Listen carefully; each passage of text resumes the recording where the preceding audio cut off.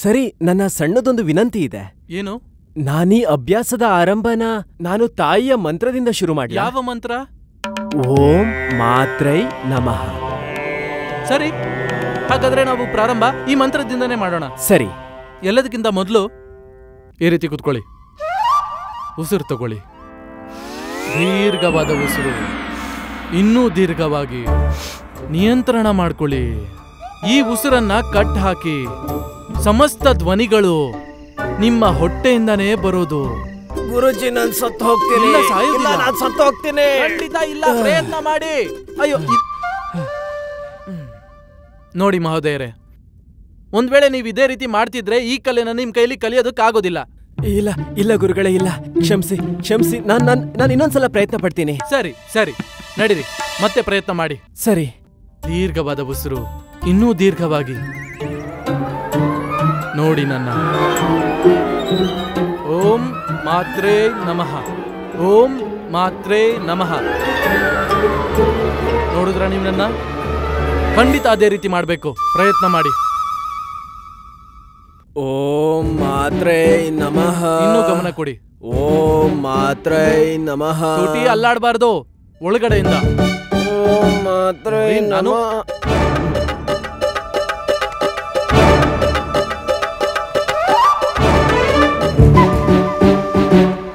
ನೋಡಿ ಮಹೋದಯರೇ, ನಾನು ನನ್ನ ಕೆಲಸನ ಮಾಡ್ಬಿಟ್ಟೆ. ನಿಮ್ಗೆ ತಂತ್ರನ ಹೇಳ್ಕೊಟ್ಬಿಟ್ಟೆ ಹೇಗ್ ಮಾಡ್ಬೇಕು ಅಂತ. ಇನ್ನು ಮಿಕ್ಕಿದ್ದು ನಿಮ್ಮ ಅಭ್ಯಾಸದ ಮೇಲೆ ನಿರ್ಧಾರ ಆಗುತ್ತೆ, ಇದನ್ನ ನೀವು ಹೇಗೆ ನೆನಪು ಮಾಡ್ಕೊಳ್ತೀರಾ ಅಂತ. ಆದ್ರೆ ಯಾವ ರೀತಿಯಲ್ಲಿ ನೀವು ನಡೀತಾ ಇದ್ದೀರೋ ನಿಮಗೆ ವರ್ಷಗಳೇ ಕಳೆದೋಗುತ್ತೆ ಇದನ್ನ ಕಲಿಯೋದ್ರಲ್ಲಿ.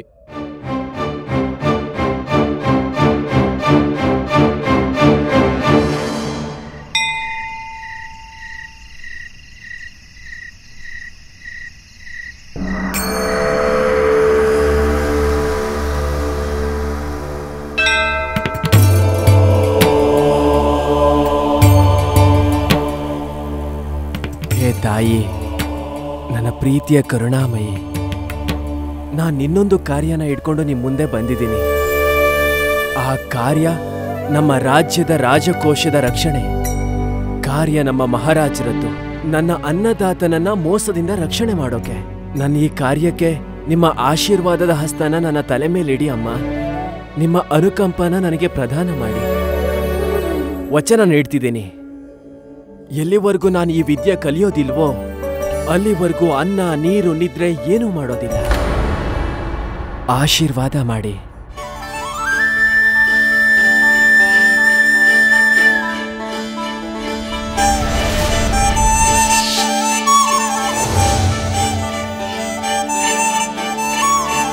ಓಂ ಮಾತ್ರೇ ನಮಃ.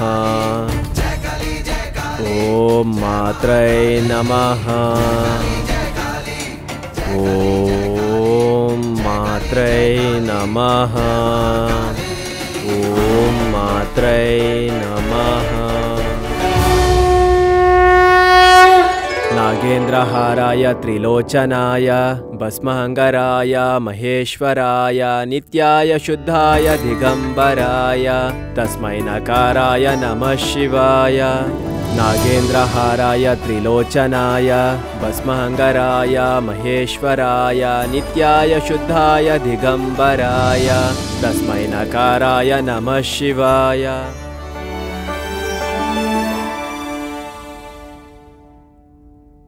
ನೀನಿದ್ದನ್ನ ಇನ್ನೊಂದ್ಸಲ ಮಾಡಿ ತೋರಿಸ್ತೀಯಾ?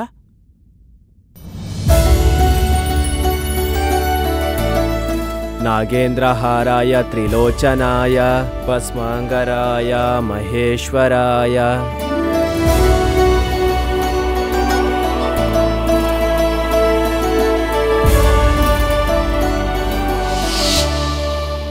ಶಾರದಾ, ಎಲ್ಲಿದೀಯಾ ಶಾರದಾ?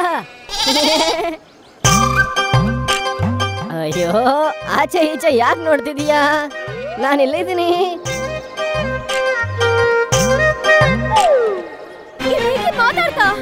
ಓ ಹೌದು, ನಾನೇ ಅದ್ ಮಾತಾಡ್ತಿರೋದು. ಶಾರದಾ, ಏನಾಗ್ತಿದೆ? ಇದು ಮೇಕೆ ಅಲ್ಲ, ನಮ್ಮ ಅಪ್ಪನ ಆತ್ಮ. ಇದು ಮೇಕೆ ರೂಪದಲ್ಲಿ ನಮ್ಮನ್ನ ಭೇಟಿಯಾಗೋಕ್ ಬಂದಿದೆ. ಅದಕ್ಕೆ ನಾನು ಇಲ್ಲಿ ಕರ್ಕೊ ಬಂದೆ. ಗೊತ್ತಾಯ್ತಾ ನಾನು ಯಾರು ಅಂತ? ನೀವು ನಾನು ಅಂತ ಯಾರ್ಯಾರಿಗೂ ಊಟ ಕೊಡ್ತಾ ಇದ್ರೆ, ಆದ್ರೆ ಈಗ ನಾನು ಇಲ್ಲಿ ಬಂದಿದ್ದೀನಿ.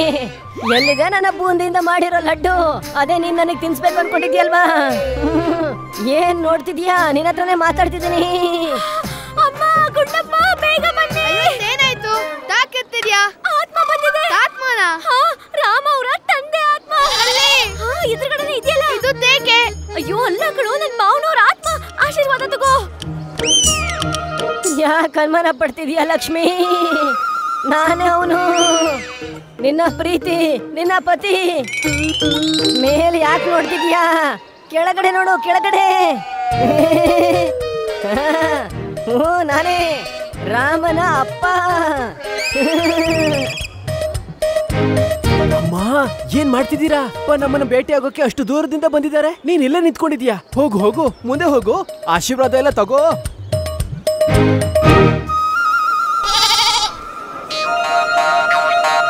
ಅಮ್ಮ, ಮುಖ ನೋಡಿದ್ರೆ ಅಪ್ಪನ್ ತರನೇ ಇದೆ. ರಾಮ ಹೇಳೋದೇನು ಕೇಳಿಸ್ತಾ ಇಲ್ವಾ ನಿನಗೆ? ನಡೆ, ನಮಸ್ಕಾರ ಮಾಡು.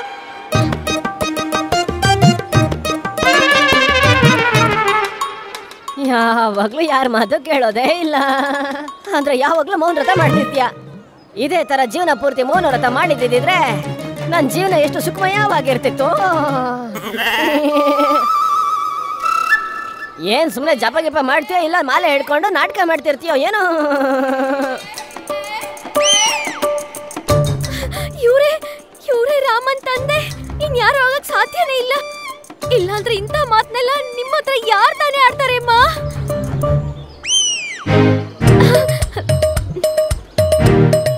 ಆಯುಷ್ಮಾನ್ ಭವ. ಮತ್ತೆ ನೀನು ಗುಂಡಪ್ಪ, ನೀನೇನ್ ಕಾಲಿಗೆ ಬೀಳೋದಿಲ್ವಾ?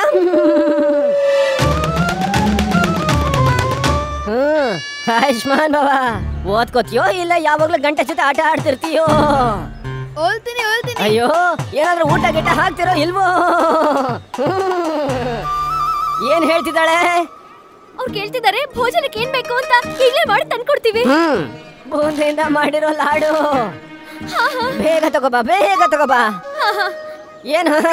ಭೋಜನನು ತಂದ್ಕೊಡ್ತೀವಿ, ಹಾಗೆ ಲಾಡನ್ನು ಕೂಡ. ಹಾಗೆ ಆಗ್ಲಿ. ಸೊಸೆ ತುಂಬಾ ಒಳ್ಳೆವಳು ಅಂತ ಕಾಣುತ್ತೆ. ಒಳ್ಳೇದಾಯ್ತು ಈ ಮನೆಗೆ. ಏನ್ ಮಾಡ್ತಿದೀಯಾ? ನಾಚ್ಕೋತಾ ಇದೀನಿ. ನಾಚ್ಕೊಳ್ತಾ ಕೂತ್ಕೊಂಡ್ರೆ ಲಡ್ಡು ಯಾರು ತರ್ತಾರೆ? ಮತ್ತ ಕೇಳಿಸ್ಕೊ. ಮತ್ತೇನು ಅಂದ್ರೆ ನಿನ್ ಪತಿ ಬಗ್ಗೆನೂ ಜಾಸ್ತಿ ಗಮನ ಕೊಡು. ಎಷ್ಟು ಒಳ್ಳೆ ಪತಿ ಸಿಕ್ಕಿದ್ದಾನೆ ನಿನ್ಗೆ. ನೀನೆಷ್ಟು ಸೌಭಾಗ್ಯವತಿ. ನನಗೆ ಒಳ್ಳೇದಾಗ್ಲಿ. ಹೋಗು, ಲಡ್ಡು ತಗೋಬಾ. ಹೋಗು.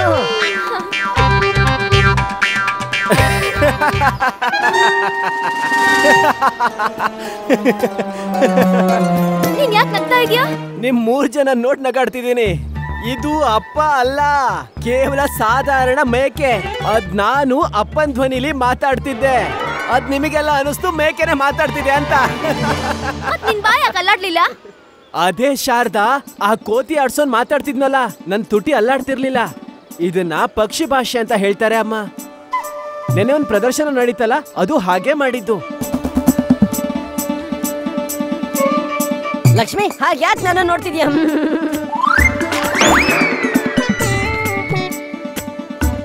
ನಿನ್ ಸೊಸೆಗೆ ಹೇಳು ಅಡಿಗೆನ ತಯಾರು ಮಾಡೋದಕ್ಕೆ.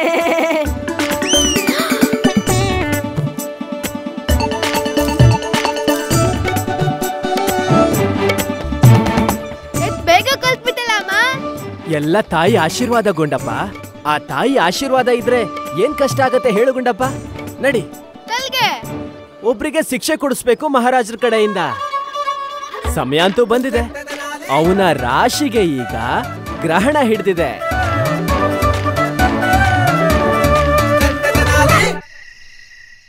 ಒಂದು ಹಣ್ಣನ್ನ ಕೊಯ್ದ್ರೆ ಎಲ್ಲರಿಗೂ ಸೇರುತ್ತೆ. ಅರೆ ಬಾರೋ ಗೆಳೆಯ ಬಾರೋ. ಏನ್ ಹೇಳುತ್ತೆ ನಿನ್ನ ಮುದ್ದು ಟುಮಿಯ?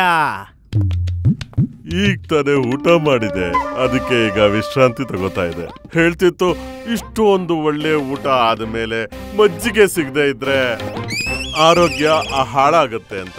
ಮಜ್ಜಿಗೆ ಕುಡಿಯುವಂತ ಮನಸ್ಸು ನಮಗೂ ಇದೆ. ಅಲ್ಲ ಹಾಗೆ ಆಗ್ಲಿ ಗುರುಗಳ ಮಜ್ಜಿಗೆ ಕುಡಿಯೋಣ. ಗುರುಮಾತೆಗೆ ಹೇಳಿ ಎಲ್ರಿಗೂ ತರೋದಿಕ್ಕೆ ಮಜ್ಜಿಗೆನ. ಈ ಗಿಳಿಗೆ ನೆನಪಿರ್ಲಿ, ನಿಮ್ಮಂತಹ ಗುರುಗಳು, ನಿಮ್ಮಂತಹ ಗುಣವಂತರು ಸಿಕ್ಕಿರೋದು ಎಷ್ಟು ಅದೃಷ್ಟ ಅಂತ ಈ ಗಿಳಿಗೆ ಗೊತ್ತಾಗ್ಲಿ. ಹೌದು ಗುರುಗಳೇ, ತರ್ಸಿ ಎಲ್ಲ ಮಜ್ಜಿಗೆನ, ಕರೀರಿ ಗುರುಮಾತಿನ. ಕರಿಯೋ ಅವಶ್ಯಕತೆ ಏನಿದೆ? ಸ್ವಾಮಿ ನೆನ್ಸ್ಕೊಂಡ್ರು ನಾನ್ ಬಂದ್ಬಿಟ್ಟೆ. ಮಜ್ಜಿಗೆ ಕುಡಿಬೇಕು ಅಂತ ಅನ್ಸ್ತಿತ್ತಲ್ವಾ ಸ್ವಾಮಿ? ತಗೊಳ್ಳಿ, ನಿಮ್ಗೋಸ್ಕರ ಮಜ್ಜಿಗೆ. ಅಲ್ಲ ಅಲ್ಲ ಅದ್ಕೆ ಅವ್ರೆ, ನಿಮಗೆ ಗೊತ್ತಾಯ್ತು ಆಚಾರ್ಯರಿಗೆ ಮಜ್ಜಿಗೆ ಕುಡಿಯೋ ಮನ್ಸಾಗಿದೆ ಅಂತ? ಹೇಗೆ ಗೊತ್ತಾಯ್ತು ಅದ್ಕೆ ಅವ್ರೆ? ಅದನ್ನ ಸ್ವಯಂ ಮಹಾಪ್ರಭುಗಳೇ ಹೇಳ್ತಾರೆ. ಇವರು ಅಂತರ್ಯಾಮಿ ಮತ್ತೆ ತ್ರಿಕಾಲ ಜ್ಞಾನಿ. ಭೂತ ಭವಿಷ್ಯ ವರ್ತಮಾನ ಎಲ್ಲದೂ ಗೊತ್ತಿರತ್ತೆ. ಈಗ್ಲೇ ಗೊತ್ತಾಗತ್ತೆ. ನಾನು ಮಜ್ಜಿಗೆ ತಯಾರಿಸ್ದೆ, ಮತ್ತಲ್ಲಿ ಸ್ವಾಮಿಗೆ ಮಜ್ಜಿಗೆ ಕುಡಿಬೇಕು ಅಂತ ಅನಿಸ್ತು. ಇದೆಲ್ಲ ಹೇಗಾಯ್ತು? ಆಕಸ್ಮಿಕ ಅಂದ್ರೆ ಅರ್ಥವಾಗುತ್ತಾ ನಿನಗೆ? ಅದೇ ಇದನ್ನೇ ಆಕಸ್ಮಿಕ ಅಂತ ಹೇಳೋದು. ಮತ್ತೆ ನೀನೀಗ ಹೋಗಿ ನಿನ್ ಕೆಲ್ಸ ಏನಿದೆ ನೋಡು. ನೀವ್ ಹೇಗ್ ಹೇಳ್ತಿರೋ ಹಾಗೆ. ಅಷ್ಟಕ್ಕೂ ಎಷ್ಟೆಲ್ಲ ಕೆಲ್ಸ ಇದೆ ಗೊತ್ತಾ? ಹೊರಗ್ ಹೋಗಿ ಎಮ್ಮೆಗೆ ಹುಲ್ಲು ಹಾಕ್ ಬರ್ತೀನಿ. ಬಹಳ ಒಳ್ಳೇದು, ಹೋಗಿ ಈಗ್ಲೇ ಹಾಕೋಗಿ.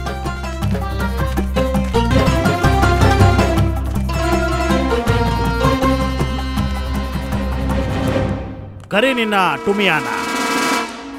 ಇದರಿಂದ ತಾನೇ ನಮಗೆ 5 ಲಕ್ಷ ಸ್ವರ್ಣ ನಾಣ್ಯಗಳ ಬಹುಮತಿ ಸಿಗೋದು. ಕುಡ್ಸೋ ಹೊಟ್ಟೆ ತುಂಬಾ ಕುಡ್ಸೋ.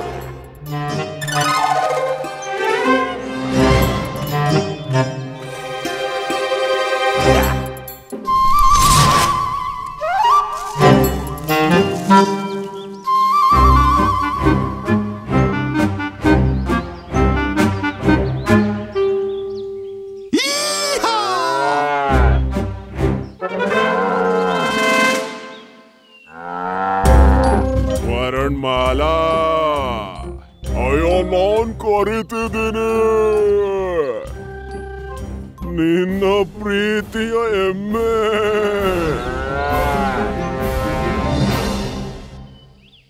ಅಯ್ಯೋ ಎಂತ ಹುಲ್ಲನ್ ತಿನ್ನಿಸ್ತಾ ಇದೀಯಾ?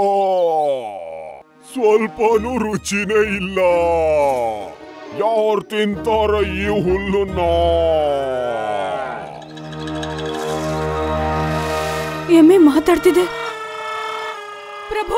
ಎಮ್ಮೆ ಮಾತಾಡ್ತಿದೆ ಪ್ರಭು. ಎಮ್ಮೆ ಮಾತಾಡ್ತಿದೆ ಪ್ರಭು. ಎಮ್ಮೆ ಮಾತಾಡ್ತಿದೆ ಪ್ರಭು. ಪ್ರಭು, ಅಲ್ಲಿ ಎಮ್ಮೆ ಮಾತಾಡ್ತಿದೆ. ಏನ್ ಮಾತಾಡ್ತಾ ಇದೆ? ಎಮ್ಮೆ ಮಾತಾಡ್ತಿದೆ. ಎಮ್ಮೆ ಸ್ವತಃ ಅದ್ರ ಬಾಯಿಂದ ನನ್ ಜೊತೆ ಮಾತಾಡ್ತು. ಈಗ ನಾನು ಕಿವಿಯಾರೆ ನೋಡ್ದೆ. ಬುದ್ಧಿ ಭ್ರಮಣೆ ಆಗಿದೆ ನಿಮಗೆ. ತಲೆ ಕೆಟ್ಟಿದೆ ನಿನಗೆ. ಎಮ್ಮೆ ಹೇಗ್ ಮಾತಾಡೋದಕ್ಕೆ ಸಾಧ್ಯ? ಹೌದು ಸ್ವಾಮಿ, ಆದ್ರೆ ಆ ಎಮ್ಮೆ ಮಾತಾಡ್ತಿದೆ. ನೀವ್ ನನ್ ಜೊತೆ ಬನ್ನಿ. ನೀವೇ ಕಣ್ಣಾರೆ ನೋಡಿರಂತೆ. ಬನ್ನಿ ನನ್ ಜೊತೆ. ಬನ್ನಿ ಸ್ವಾಮಿ, ಬನ್ನಿ. ಬರ ಕಡೆ. ಬನ್ನಿ ನನ್ ಜೊತೆ. ಸರಿ ಸರಿ ನಡಿ. ನಾನು ಈಗ ತಾನೇ ನೋಡ್ದೆ. ನಿಮ್ಗೂ ತೋರಿಸ್ತೀನಿ. ಬನ್ನಿ ನನ್ ಜೊತೆ. ಏನ್ ನೋಡ್ಬೇಕಮ್ಮ? ನಾನ್ ನಿಮ್ಗೆ ತೋರಿಸ್ತೀನಿ. ಬನ್ನಿ, ನಾನು ಏನ್ ನೋಡ್ದೆ ಅಂತ ತೋರಿಸ್ತೀನಿ. ಹೇಳು ಎಮ್ಮೆ, ಹೇಳು, ಮಾತಾಡೋ. ಏನ್ ಸಮಸ್ಯೆ ನಿಂದು ಅಂತ ಹೇಳು. ಮಾತಾಡಿ ಎಮ್ಮೆಯವ್ರೆ, ಮಾತಾಡಿ. ಈಗ ತಾನೇ ನೀವ್ ನನ್ ಜೊತೆ ಮಾತಾಡಿದ್ರಲ್ಲ, ಅದೇ ರೀತಿಲಿ ಈಗ ಮತ್ತೊಮ್ಮೆ ಮಾತಾಡಿ. ನೋಡಿ, ಸ್ವಯಂ ಸ್ವಾಮಿ ಬಂದಿದ್ದಾರೆ ನಿಮ್ಮನ್ನ ನೋಡೋದಕ್ಕೆ. ನಿಮ್ ಎಲ್ಲಾ ಕಷ್ಟನೂ ಹೇಳ್ಕೊಂಡ್ಬಿಡಿ. ಚಿಟ್ಕೆ ಹೊಡೆಯೋದ್ರೊಳಗಡೆ ನಿಮ್ ಎಲ್ಲಾ ಕಷ್ಟನೂ ಸ್ವಾಮಿ ಪರಿಹರಿಸ್ಬಿಡ್ತಾರೆ. ಮಾತಾಡಿ ಎಮ್ಮೆಯವ್ರೆ, ಮಾತಾಡಿ.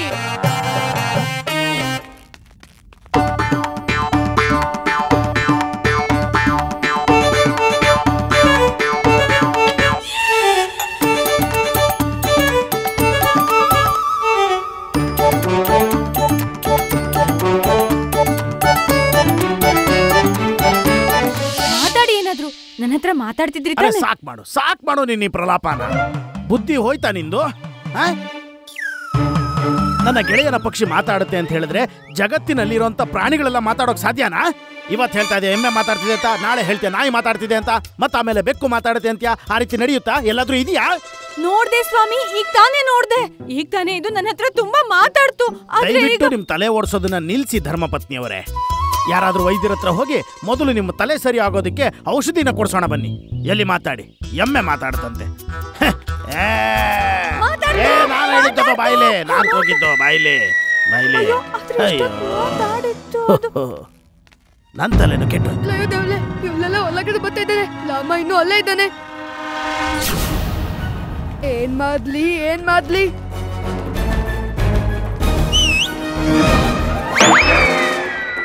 ಈ ಶಬ್ದ ಎಲ್ಲಿಂದ ಬಂತು?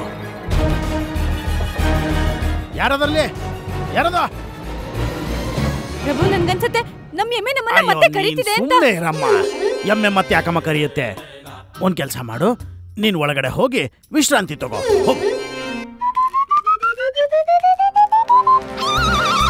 ಹೋಗು. ಆಯ್ತು ಸ್ವಾಮಿ. ಶಬ್ದ ಏನೋ ಬಂತು, ಎಲ್ಲಿಂದ ಬಂದಿರ್ಬೋದು? ಶಬ್ದ ಅಂತೂ ಎಲ್ಲಿಂದ ಬಂತು?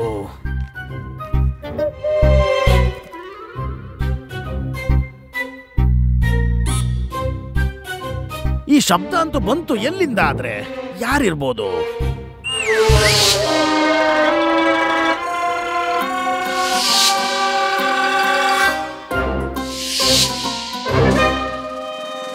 ಯಾರಿರ್ಬೋದು?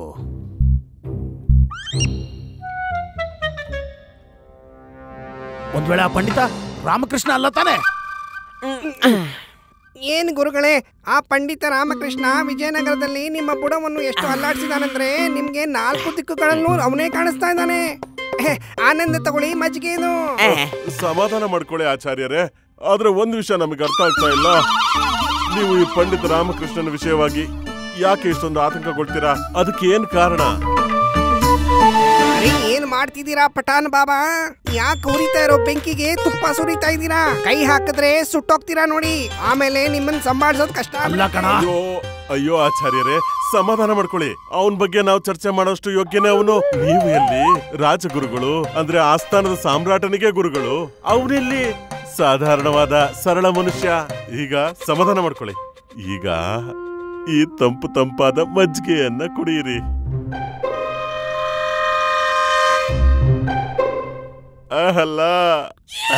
ಅಲ್ಲ ಕುಡಿಯಪ್ಪ.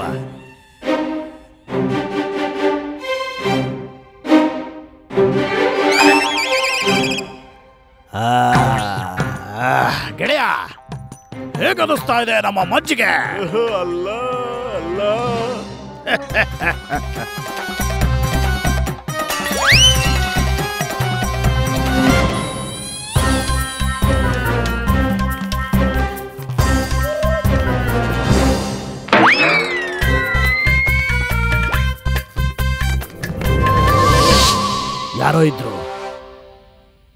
ಯಾರೋ ಇದ್ರು ಇಲ್ಲಿ.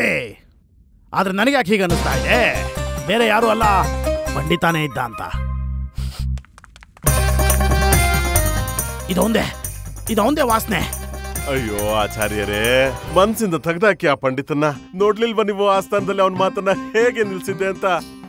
ಇನ್ನೊಂದು ಸಲ ಅವಕಾಶ ಸಿಕ್ಕ್ರೆ ಅಷ್ಟೇ ಅವನ್ ಕತೆ. ಅವನಿಗೆ ಎಲ್ಲಿರುತ್ತೆ ಅಷ್ಟೊಂದು ಧೈರ್ಯ? ಅದು ಇಲ್ಲಿಗೆ ಬಂದು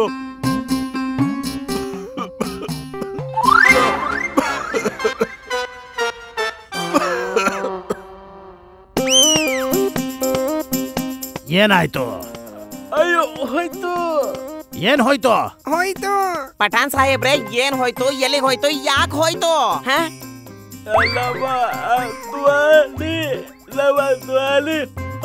ಗಂಟ್ಲು ಹೋಯ್ತಾ? ಹೋದ್ರೆ ಹೋಯ್ತು ಬಿಡು, ಬರ್ಬೇಕಾದ್ರೆ ಬರುತ್ತದೆ ವಾಪಸ್. ಇಷ್ಟೊಂದು ತಲೆ ಬಿಸಿ ಮಾಡ್ಕೊಳ್ಳೋಂತ ಏನ್ ಅಗತ್ಯ ಇದೆ? ಅಲ್ಲ, ನಾನೇನಾದ್ರೂ ನಿನ್ ಬಾಯಿಂದ ಮಧುರವಾದ ಗೀತೆ ಕೇಳ್ಬೇಕಾ ಏನು?